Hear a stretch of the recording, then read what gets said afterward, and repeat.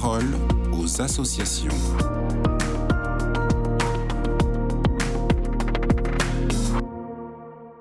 Dans la parole aux associations, aujourd'hui je reçois Florent Bénard, responsable du service écoute et conseil à la fondation de l'Office chrétien des personnes handicapées. Vous souhaitiez nous parler aujourd'hui de la situation douloureuse d'une maman qui peine à trouver de l'aide pour son fils. On vous écoute. J'aimerais pouvoir le sortir de ce pétrin, c'est mon souhait le plus cher, vous savez. C'est tellement difficile. C'est une bataille permanente et une souffrance indescriptible pour nous, les familles. Ces paroles sont celles d'une mère qui accompagne depuis plusieurs dizaines d'années maintenant son fils souffrant de troubles psychiques. Problèmes de logement, accès à l'emploi, difficultés pour se faire des amis et rester en lien avec ses proches. La situation est douloureuse et la place de cet homme dans la société est de plus en plus précaire. Cette maman habite dans une région peu pourvue en associations et elle peine aujourd'hui à trouver de l'aide pour son fils. Ses forces diminuent et elle se tourne vers nous, ne sachant plus trop vers qui aller. Je n'ai pas vraiment de soutien, me dit-elle. Avec tout ce que j'ai cumulé comme stress depuis toutes ces années, je ne suis pas bien du tout. Vous savez, lorsqu'on est concerné par le handicap ou la maladie psychique, il y a des choses contre lesquelles il faut se battre en permanence pour ne pas se laisser piétiner. On a vraiment l'impression que tout est fait pour que l'on abandonne.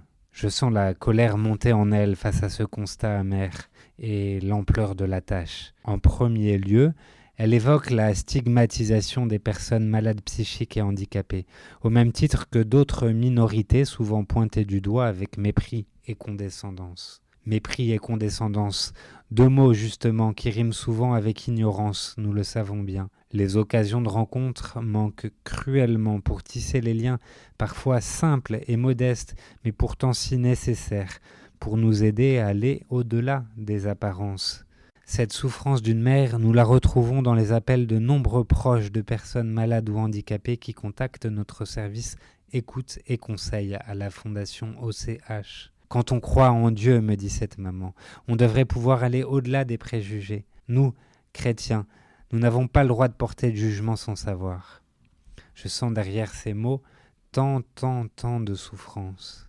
Et pourtant, nous savons bien que dans nos mouvements et nos communautés paroissiales, nous n'échappons pas au jugement hâtif qui entraîne le rejet de ceux qui ne rentrent pas tout à fait dans le moule. Chacun d'entre nous a sa part de responsabilité dans cet accueil inconditionnel que l'Évangile nous invite à vivre très concrètement. Puissions-nous saisir les occasions de rencontre pour ouvrir nos cœurs et nos oreilles au-delà de ce petit peuple qui nous ressemble et qui ne fait pas de bruit pendant les homélies. Le pape François ne disait pas autre chose que cette maman lorsqu'il écrivait dans son encyclique Fratelli Tutti.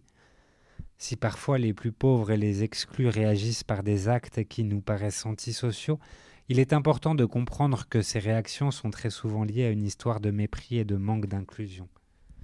Mépris et manque d'inclusion, c'est bien à cela que la Fondation OCH a voulu réagir en 2018 lorsqu'elle a créé la toute première nuit du handicap.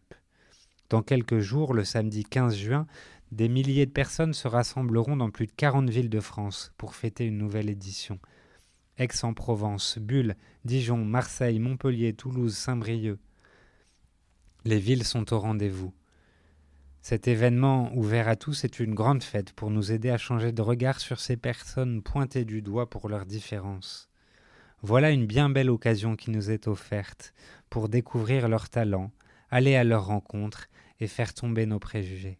Merci beaucoup Florent pour ce témoignage touchant et pour plus d'informations sur la Fondation, rendez-vous sur le site och.fr. Très belle journée à vous.